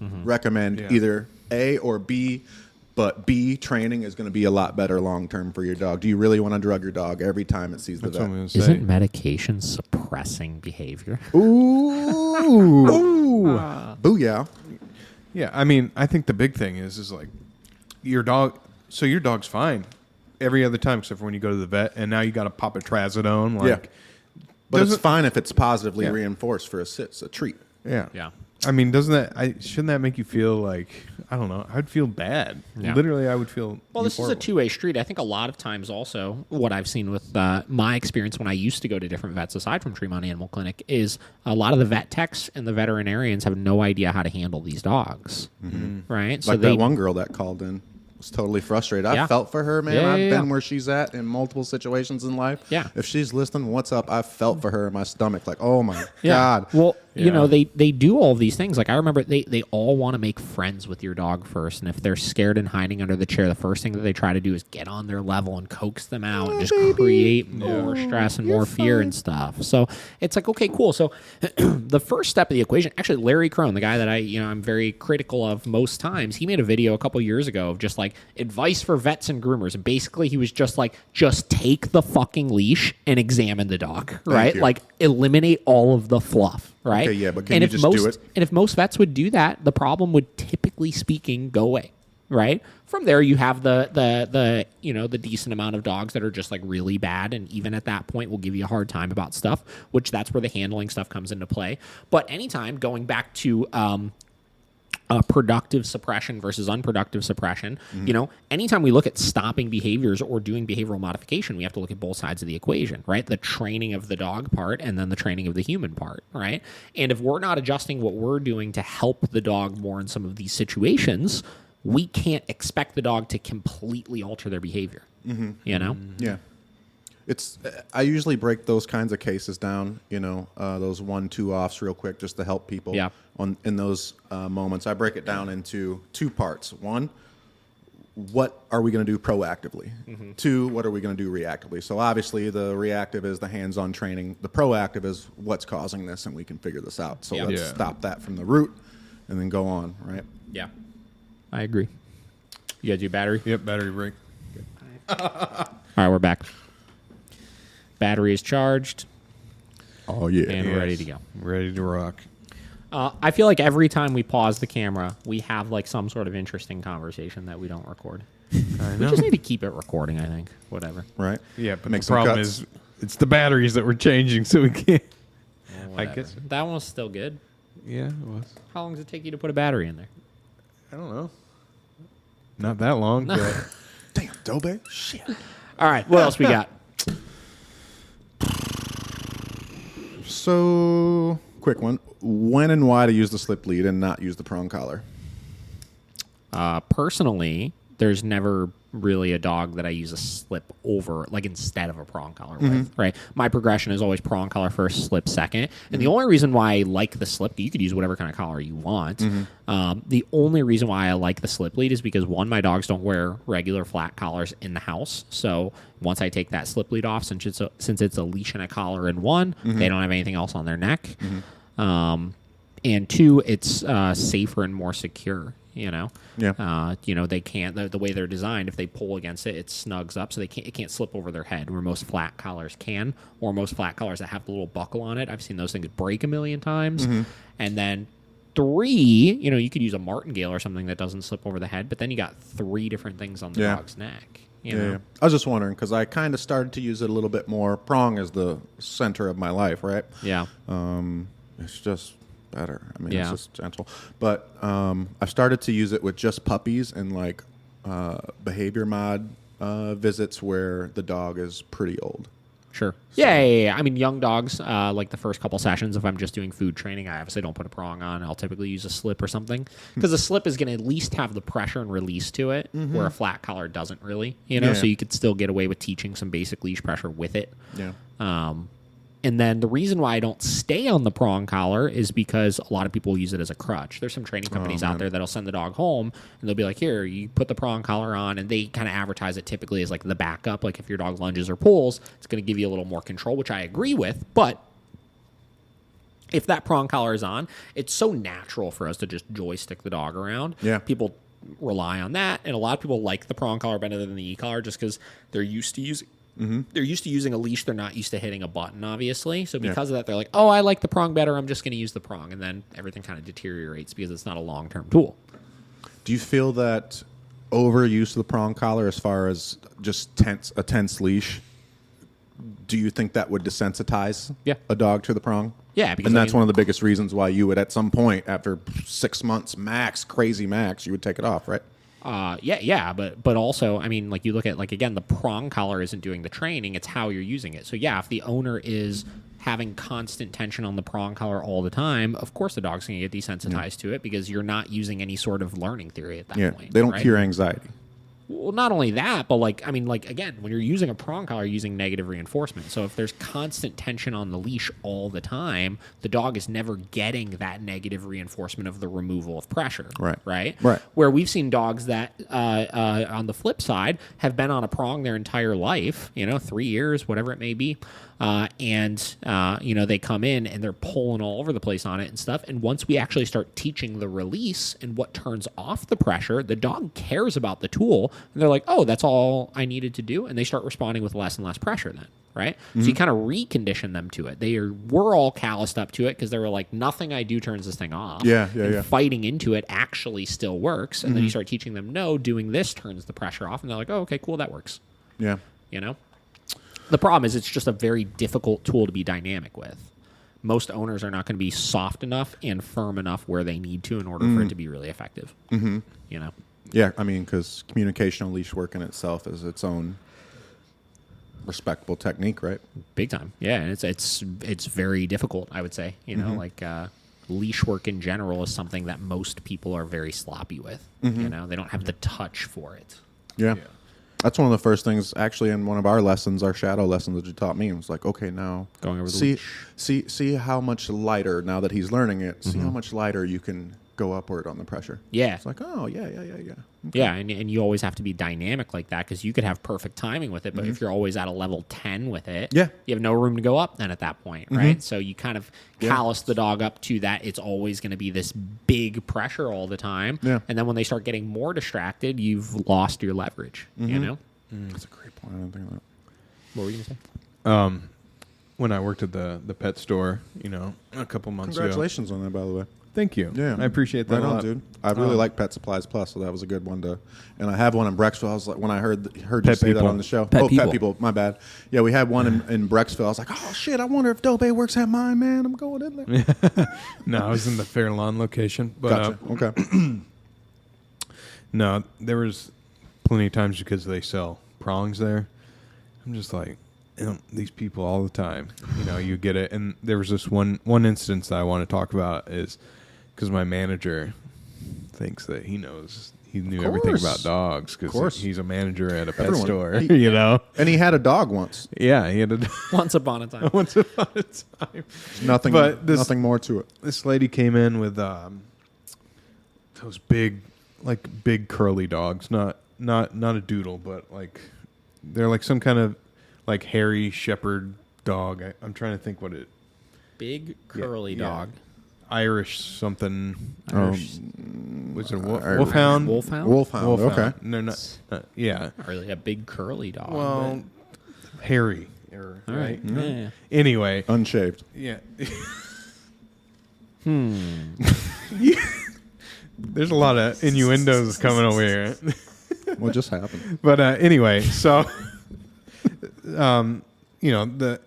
his owner was like 110 pounds soaking wet, Awesome. I thought you were going to say 110 years old. No. 110 pounds soaking wet, like this little tiny fucking lady. Magoo. And she's like, he pulls me everywhere on the leash. I can't control him. And he's like, well, I know what I can do for you. And he goes over. Let me show you these. Yeah, he shows her the prong collars. And he's like, here, walk around the store. So she's just letting it go. And it's like, yanking, not giving a shit because it doesn't understand anything. I'm thinking he's opening up a trench coat like, look at these, look at these cheese They're all pieces, hanging. baby. Yeah. He's just trying to like look cool and like, yeah, this will help, stop the pulling on the walk and not showing her how to use it properly or anything. So he gets done with his spiel. Yeah, he gets done with his spiel and he like walks off. And I'm like, listen, ma'am. I didn't say lady. Ma'am, my manager's an idiot. Yeah. And basically, I was like, listen, the first thing I need you to do is I said, Miracle Canine Training. I used to do their media. I was like, we made a bunch of videos on how to use the prong collar. I was like, please watch those before you start this. She's like, oh, really? Like, I thought you just put it on and, they would feel the I was like, no, they won't. He will not give a crap about this. Yeah, give it a week. And also, I'm going to go ahead and put this brand back on the shelf for you. Wink, wink. Yeah. Because it sucks. I wish. Is that the Titan brand? I think those are the ones that mostly pet stores carry. Yeah. I made the mistake one time. The first time I went to, a dog went to pull, and I saw the damn thing spin around in a 360 degree, and then tighten. I was like, oh, this is fucked. This is not good. Yeah, but it was just, oh, man. It was just so cringing for me because I was just like, you don't know what you're talking about. And you should not be selling these. I honestly think pet stores shouldn't sell them, to be honest with you, because you're just selling them to these people and it's not going to help them at all. Yeah. Didn't you say it was an older woman too or no? No. Oh, she okay. was just, no, She wasn't 110. She wasn't 110. She was like 110 that's right. pounds. Yeah. No, she was younger. She was probably like late 20s, early 30s. Mm-hmm. And I mean, I don't know. It just really opened that job in general opened my eyes to how little people know about dogs. But then the it's pet like world. Yeah, and then it's just like my manager is like selling these people on these prong collars, but he doesn't have the slightest fucking clue how to use them either. So now like you said, she's going to get a weekend. I mean, the dog already didn't give a shit about it because she wasn't using it properly. Mm-hmm. Gave him too large, too many links on it, everything. I don't know. Anyway, it was just like brought up to my head. Just, people have no idea how to use them. I think the problem is, like I don't want pet stores to like not be able to sell stuff like that. And here's the thing. I don't think you're going to do any sort of like lasting damage to the dog if you use it incorrectly or anything like that. I think the issue is people that go and get them when they're not using them correctly. All it does is create more of a stigma of that tool didn't work.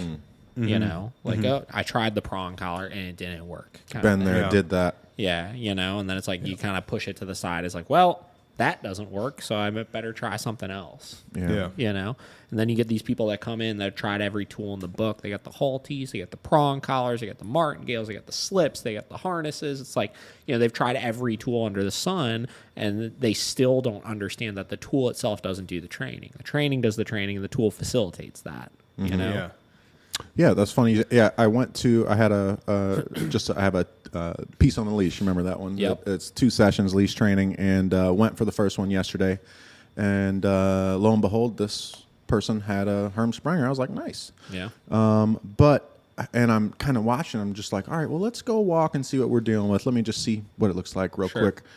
And the person was hooking the leash up. The leash up to both the swivel on the prong, At the same time, and the nylon metal piece. So the prong, the dog had never had been using this prong collar for a year, and had never ever felt it tighten. One bit. It's like, no wonder you think they don't work. Interestingly enough, that is actually a method used in the sport dog world with like some old school sport dog trainers. So what they would do is they would actually oversize the prong collar. They would attach it to the dead ring and the swivel ring, and they would use it similar to the conversation about like amplification with the e-collar and conditioning it to be a positive. These people would teach pops on the prong, like when it's fitted big, and so it's not like doing any of the choking or anything. They would teach pops on that for food, right? And then they would use that pop in their focused healing to teach the dog to be more drivey into position. So instead of it wrapping safely, it's now being kind of smushed into the neck. Kind of, yeah. Yeah. I feel like the wrapping would be a little safer, but okay. Yeah. All right. If it, I'm not going to try it. I've never seen it tried, so I'm not going to say anything. But it's not used very widely anymore, but that was stuff that I used to see a handful of trainers out there utilize a lot of. I feel like as far as the sport dog world, I asked you about it before. Like, what do you notice the biggest differences? I feel like it's like a water world. Where when I finally see land, like this is gonna be crazy. Yeah. One day I'll see that in real life. Yeah. Real quick, what the other like big thing that they sold there, and I love to get your opinion on this, is those fucking gentle leaders. The gentle leader. Yeah. What do you think of those? The face harnesses. Yeah. Well, I don't use them. I mean, what were you gonna say?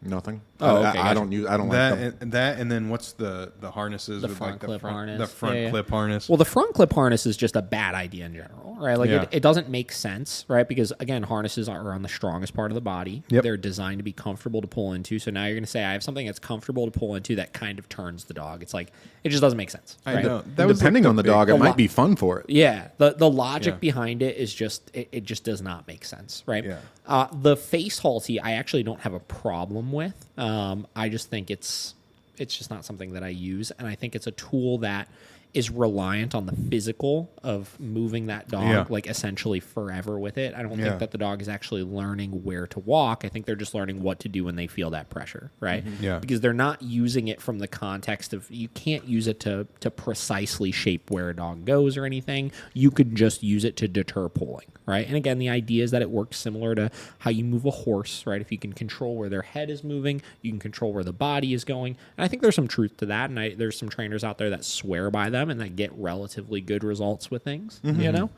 The way my program is set up, it doesn't fit. You know? It's not that it's not effective necessarily. It just doesn't fit in my program. Yeah. Well, especially the front like clip harnesses. Yeah. Like they'd sell a shit ton of them, and every time I saw these Everybody dogs wants come in, those they things. would just be like, and then they're just doing spins. Yeah. Like, And talk about another tool that's always fitted incorrectly. Like you see these people that come in with these front clip harnesses where the harness is like all the way down to here on their shoulder. The dog pisses on them every time. Yeah, and then you got these studies and stuff that show like dogs that have been pulling into those like ill-fitted ones that create like shoulder problems and stuff. Yeah. It's pulling them in a very awkward way where it's supposed to be up on the chest, you know, so that it's not, the joints can still move around freely. Like a book bag. Yeah. yeah. That was a good little clip right there. I've never really utilized it, but it concerned the slip lead, or not the slip lead, the head halter. Yep. I feel like if you had a really bad case with a really big dog of leash reactivity, and the first time it ran away, and you go to pull, I just feel like the torque on that, to turn the dog around is one thing, but I fear that it could turn into the dog turning around and the body continuing to turn after that. Yeah. And that torque, the idea of that, whether I haven't used them. That was my initial thought of it as well. So again, Gary Wilkes is somebody that uses those like exclusively with walking. He's got a couple reasons why, and he actually at his seminar had all of these different studies and stuff that showed that there's no greater increase in injury to dogs with those than with any other tool. Because I would have thought the same as like that twisting motion like can't be great for the neck and spine and stuff, right? I don't know, whatever. Gary, one of his biggest reasons why he uses it with reactive dogs is because you figure with a prong collar, right? Dog's here is his dog's mouth. Make sure the camera can see it. Other dog's right here. No, here we go. Princess Amidala is walking down the street. Dog's right here. She's like, "Oh, puppy!" Do. Dog goes lunge. They hit the end of the prong, but still chomp, right? Chomp, right? Halty, since it's on the front of the face. Dog goes to lunge. Chomp, right? So it kind of reduces the chances of a dog actually landing a bite because it turns their head away and can help inhibit that a little bit. So that's one of his reasons for using it, which makes sense. I get it. Yeah. Again, like looking at things more proactively, I would just try to keep enough distance where if my dog lunged, they couldn't get all the way to whatever it was. Yeah, that's true. Or a muzzle. Or that. Yeah, one or the other. It's funny. I was doing a lesson the other day, and we're walking, and we're at the park, and we're weaving through stuff and everything. And, I'm talking about how when I'm walking, I'm always being aware of what's going on around me, and I'm kind of predicting issues before they happen, kind of swerving out of the way or whatever, right? And she's like, you need to create a course called defensive walking. People have defensive driving. They tell you drive defensively. We have defensive walking. Yeah. It's true. I thought that was funny. Yeah. Because it is like when I'm out walking a dog, it is very defensive, right? I am anticipating problems before they happen so that I don't ever get put in a sticky situation. With a poker face. Yeah. That's it. You know, it's just funny because, you know, all these alternatives to the pain and fear Yeah. can cause more damage to your dog than if you just learned how to use those right. And like you said, the 2 or 3 or 4 times that you have to pop it, and then they learn it, and then they're good forever. Yeah. Rather than you constantly have to just keep jerking on their joints and shoulders and stuff. Yeah. I'm on that Nextdoor app randomly, and it's dying out for me personally, but it seems to be a lot of Karenisms. But constantly. Who left their garbage out? But you can kind of, there's just nonstop. Lost dog looking for, ran out the door. Yeah. Jumped over the fence. Left unattended. Had a electric fence. Yeah. Ran. It's just all these cases of, and then it's really funny that the same people who would rather their dog avoid pain, quote unquote, will get these freaking electric fences that will damn near make the head explode that just have no like customization to it or anything. Yeah. Because I put a few like on my hand and holy They don't feel shit good. compared to the mini Yeah. educator. Yeah, I mean, they got to stop that dog from running through the Dude, fence. that's a for sure. blast. Yeah. But then they'll be like, can we just go on without the e-collar? I'm just like, no. Yeah. Sorry. What else you got there? Lastly, so I'm starting to learn more about, just for fun, it's great to be, I don't want to say past in any way obedience training. That's the rest of my life. But it's kind of cool to focus on some new fun things that make it exciting for me as far as dog training goes. And now I'm learning a lot more about toys and training with toys and tug, that is. And, learning a little bit more about protection for the sake of knowing when someone is accidentally training a protection dog. Sure. And one of the biggest takeaways so far, it's still very early. I literally downloaded a Learberg video yesterday and started, or 2 days ago, and started reading about it, but start to learn about back tying and how back tying builds drive. Yep. And as I started to understand that and learn more about that, I sat there and thought about, it's just boundary frustration, right? I sat there and I kind of started to think about it. And the more I thought, the more ways that I thought about that people are consistently back tying, quote unquote, their dogs in so many situations, whether it be left unattended at a fence, whether it be the electric fence, whether it be holding their dog back when people walk in the door, not correcting the dog when it lunges and just letting it chill at the end of the leash. That is so far the worst as far as leash reactivity, when we have an outsized an undersized owner versus a bigger, stronger dog who gets what it wants at the end of the leash. Yep. Those are the tougher ones. And, back tying in general, I'd love to hear, what you have to say about that. But please, what do you say to smaller clients who have this issue and who now not only already had a leash reactive dog, now they have just a crazy leash reactive dog who's just developed this drive? Yeah, as far as the back tying, it's barrier frustration. That's the reason why it works, right? So the idea is you're holding the dog back from something they want to get to. You're essentially repeatedly teasing them with it until finally it gets close enough where, bam, they try to grab it, right? And it's interesting because you look at, the things we tell people not to do, which is like pet dogs over fences, reach into cars, come up to them really quick while they're on a leash or whatever it may be.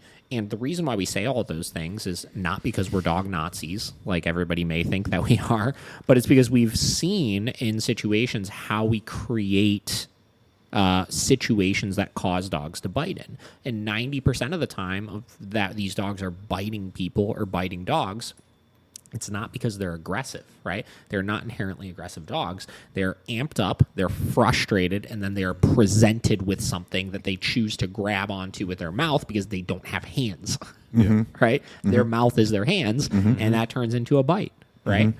So back tying is how you create that. And if you look at that cycle, whether somebody's because you can do back tying whether the dog is posted up to like a wall or something, or back tying where the dog's on a harness and somebody's posted up with a leash, right? That's literally how it works. Dog is amped up because they really like whatever that thing is in front of them. They're repeatedly teased with that thing, right? So what is that out on the walk? You're out on the walk. There's people and dogs out there. You know your dog really likes them and wants to go say hi to them. But because they don't say hi to every single one of them that they see, they get frustrated, they get amped up, they get aroused. And then the person over there is like, oh, they're so excited to see me. Let me go and present myself to them. Can they just say hi? Yeah. Let me go present myself to them. And then they come up and then boom, they get bit. Because that's the same exact thing as what you do with a protection dog, right? Yep. The dog is not aggressive. You set up a bad situation that caused the dog to do that, right?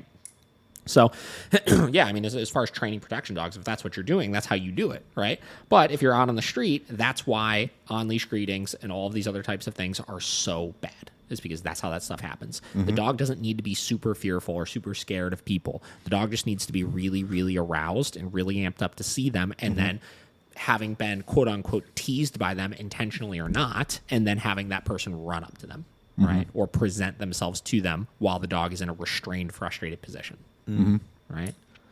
That's it. That's why you can't do it, right? Like, period. Clip. Yeah, like that's the most important thing. Like we probably said all day today is like that. People need to understand that, right? And then people will stop getting bit as much. Yeah. It was just a nice chunk of information to understand that applied to so many things. It's like, applies to everything. This is literally everything. You know, like when you have restraint and then you finally either release that restraint or have something invade on that space, dogs tend to use their mouth to try to control whatever that thing is, right? What was the second part of your question? First part was back tying. Second part was the second part is okay. You've had a undersized. Small owner, who has big now dog. developed an insane drive. Well, listen, hindsight is 20/20, but putting blame on owners for a minute here, right? Like if you get a power breed dog, right? Whether it's a German Shepherd, whether it's a Rottweiler, whether it's a Mastiff, a Great Dane, any dog that is going to outpower you at some point, which is 90% of dogs, let's be real, right? But any dog that is going to physically outweigh and outpower you, if you did not spend the time teaching that dog to be well-behaved and controlled at a young age, that is really fucking dumb on your part. You know what I mean? Like you have to, and I'm not saying this like I hate you, this is so bad, whatever. I'm saying like you really should have saw that coming, right? That at some point this dog is going to get big and this dog is going to get strong, and I should learn how to really effectively control it so I don't run into issues later. No matter if the dog is the most friendly dog in the world or not, right? Second thing is, say a small owner goes out and adopts a dog, right? That's already big, right? They go get a Rottweiler, it's 150 pounds from the shelter or something like that.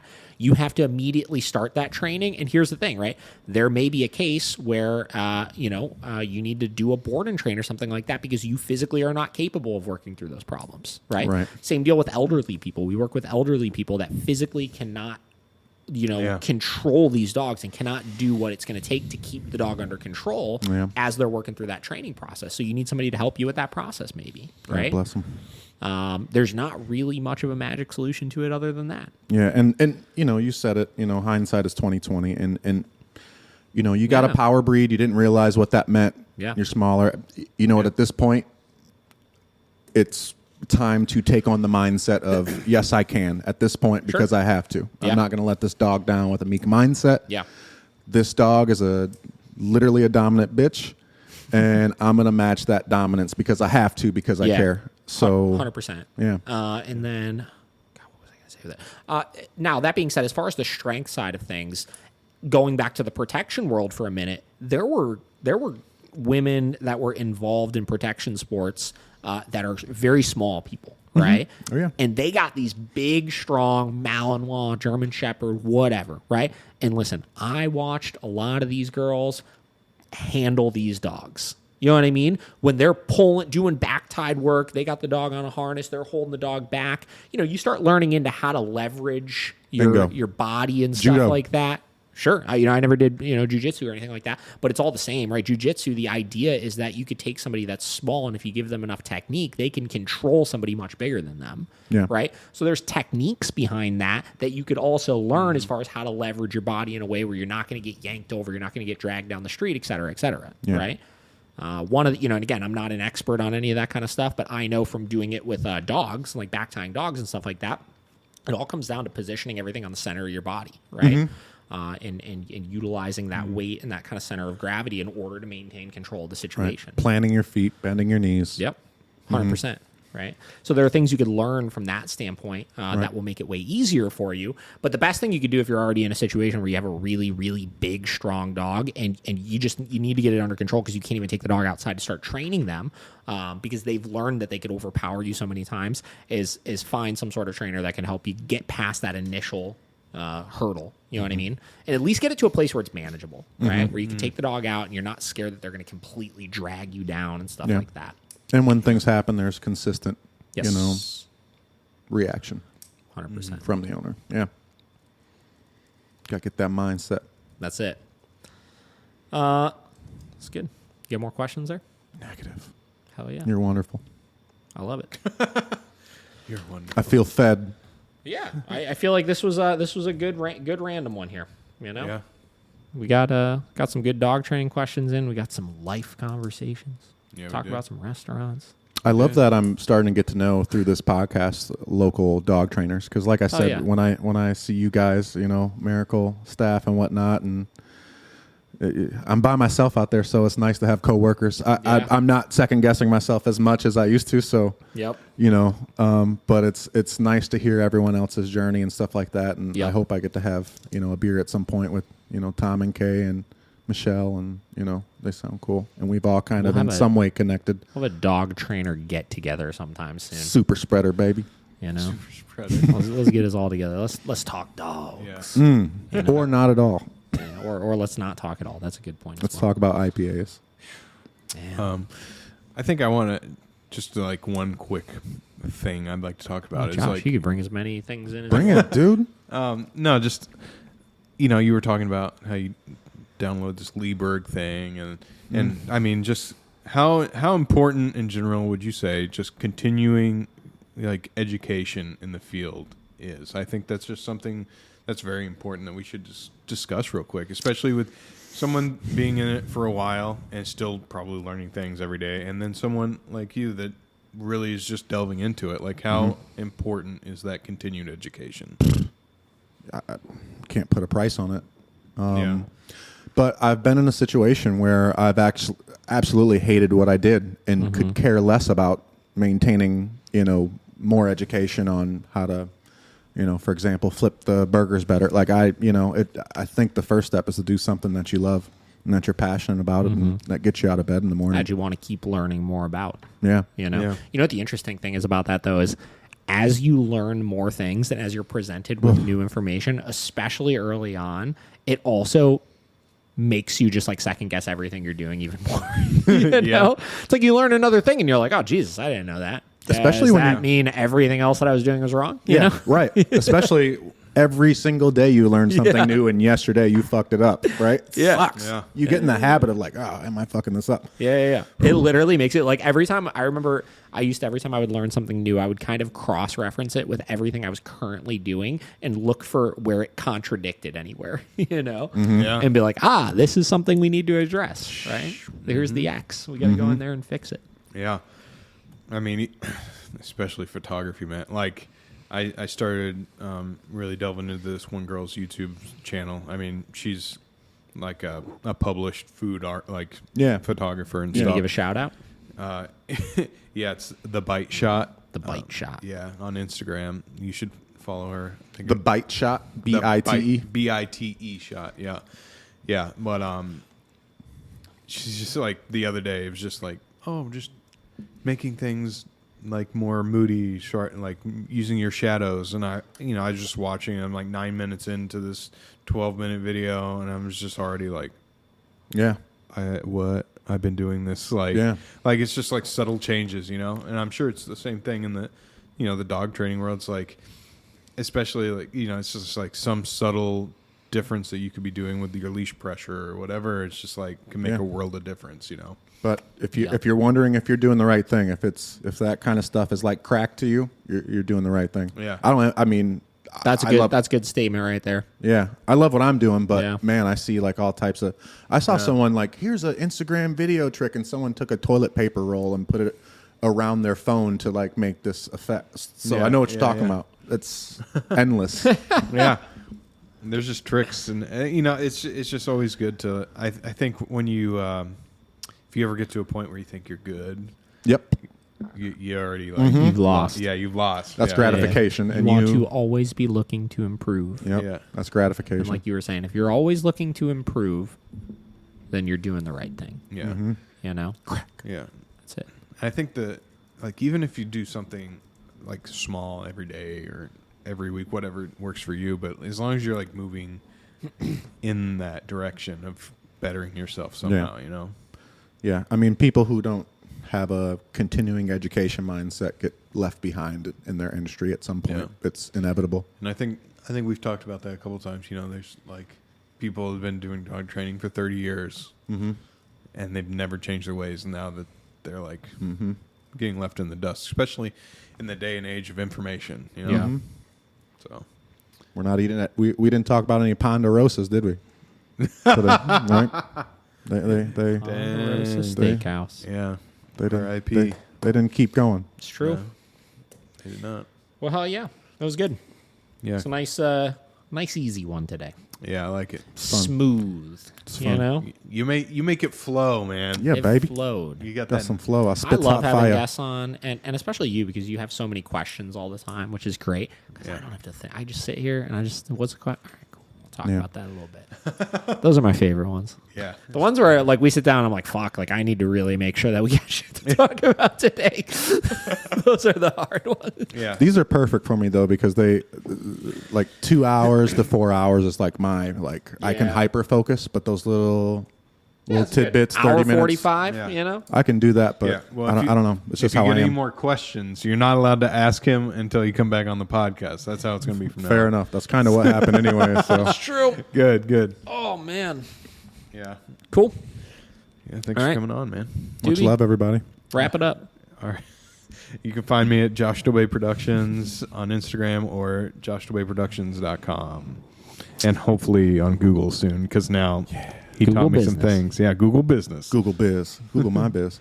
You can find me Facebook, Instagram, TikTok at Greenwood Pet Services. Greenwood Pet Services. You can find us at David the Dog Trainer or at Miracle Canine Training on any of the platforms. And then go to miraclecaninetraining.com if you'd like some help with your dog. Until then, we will catch you guys next time.